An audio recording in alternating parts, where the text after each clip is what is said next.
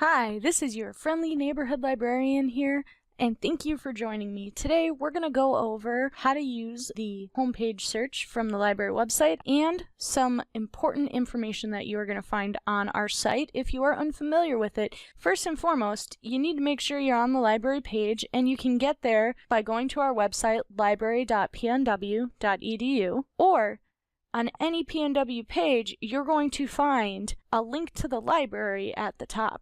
On our actual page, there's going to be a Contact Us link. That will take you to a page that has our phone numbers for each campus. You're going to find our hours there. I would recommend checking our hours. Any day that we are open, you can get help. If you contact us after hours, we will get back to you as soon as we can. The search we're going to go over is always featured at the top.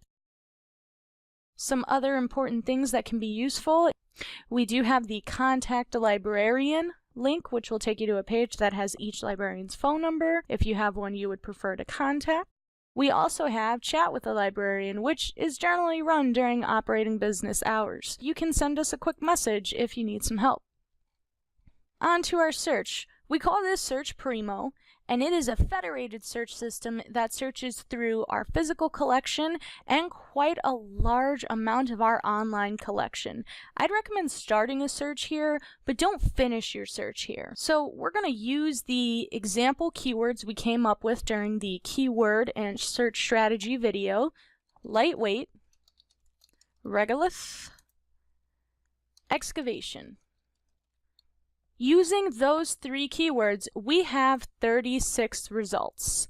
And I feel pretty good about that. I would then go through, see if the first page is matching what you're looking for. If it's not, you're definitely going to need to change those keywords up. I generally try to get 10 to 100 results to go through in any one of these searches. You're getting mostly articles showing up. There's a reference entry. It does say articles from peer-reviewed journals here.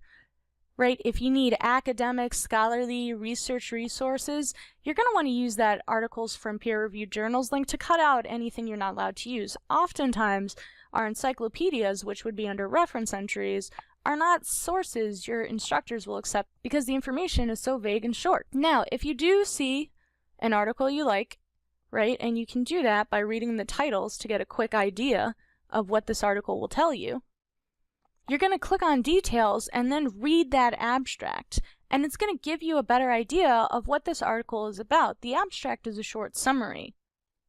We have another one here. If we click on details, we're then seeing that abstract again, and this one is a little bit longer, right? So let's click on Find Online. I've read that one. I liked this article a little bit better than that article, and now I want to see the full thing. Clicking Find Online is going to give you links to where you can find this article in our actual databases, and it's organized alphabetically. Let's click on the first link. Typically, when you click on these links, they're always going to open up in a new tab or window, depending on what you have your browser set to. We can see that abstract again, shown here. We can also see keywords, and those keywords might be assigned by the author or by the database vendor that's providing access to the article. You may want to write these down, and if you're seeing some of those repeated among articles that you think fit your project, try using those in place of the keywords you originally came up with. Okay, if I wanted to then read this article, I would click on Download PDF, and then it typically is going to open in a new tab.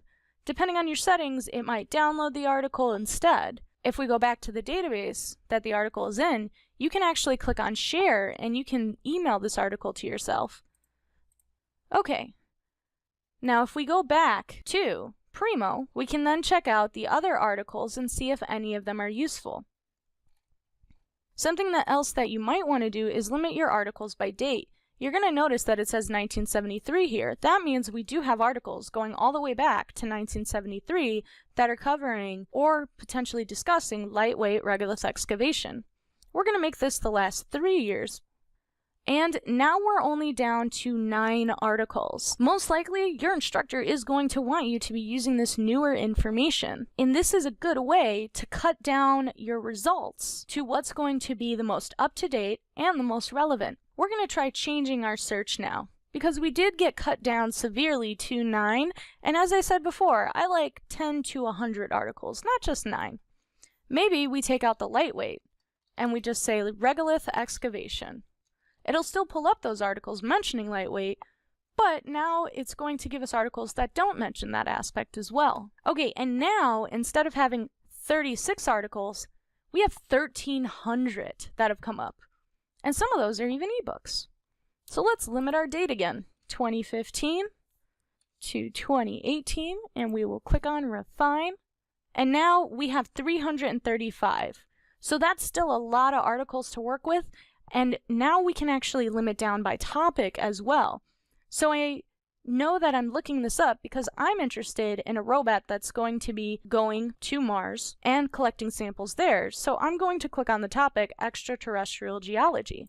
This has eliminated any articles that are not directly covering this topic. So now we're down to 96, and I'm becoming more confident that I'm going to get articles specifically on the topic I'm interested in. All right, thank you for joining me. This has been a short overview of Primo.